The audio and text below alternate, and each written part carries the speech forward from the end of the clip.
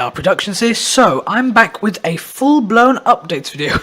Gosh, I haven't done one of these in a while. So anyway, in terms, a few people have been asking about my new series, Into the Valley, and it is happening, but it's not gonna happen until I complete building all of this, and specifically the area that I'm looking at. As you can see, this section just along here is going to be the town/village section. That still needs completely finishing. As you can see here, I've made a start on the brick paving slab sheets, whatever you want to call them. And the countryside section, which is on this side, is pretty much finished, but I just need to add some more trees.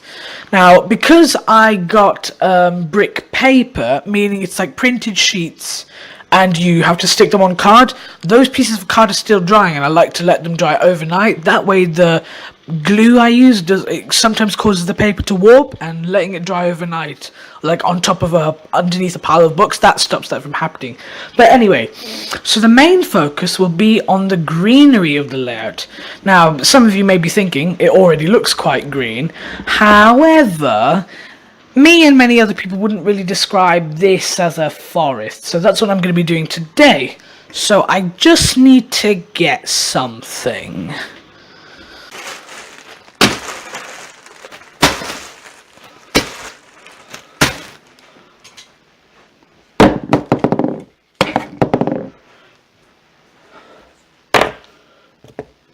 I think that's it.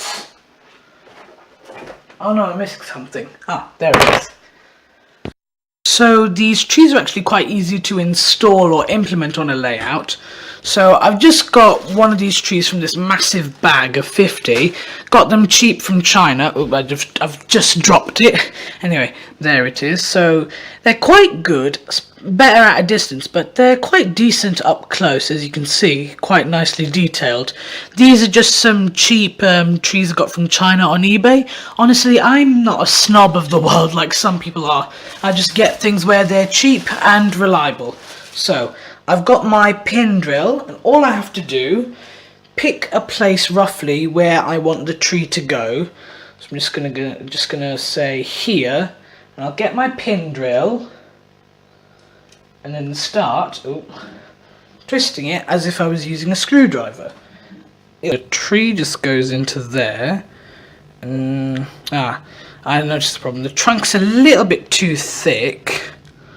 So all I'm going to do is again get my trusty craft knife and just very carefully trim off the ends. See there? That's just trimmed it slightly. You want to do that on each side, that way it's nice and even. So I've just cut it on one side, now I'm going to cut it on the other. Of course, if you're under the age of 14, I wouldn't recommend doing this without parental supervision, or even better, have a parent do this yourself, or, well, I doubt there are any under 14s doing this hobby in this manner. But anyway, just be careful, of course, when using craft knives. And there, that should be enough. Zoom back in. Then that fits in perfectly. So now I'm going to get my trusty super glue in my fine applicator bottle. Oops, sorry, I keep knocking the tripod. And then just squeeze a little bit in. Like, you only need a very small amount. There we go, just to fill the hole. Then I'm going to put that back in my string. Well, I say in the string, but this means it like holds it steady, so you can just put it on a board or a work surface and it'll stay there. So yeah, just make sure to ask permission from your mum or whatever, or whoever has the string before you end up taking it. Anyway, and that just goes in like that. Simple. And already that has made a difference, as evident by the fact that I've already put another tree here. Now, I know everything looks like it's at a weird angle, but that's because the tripod's at a strange angle. So I'm just going to get more trees done, and I'll be back with you.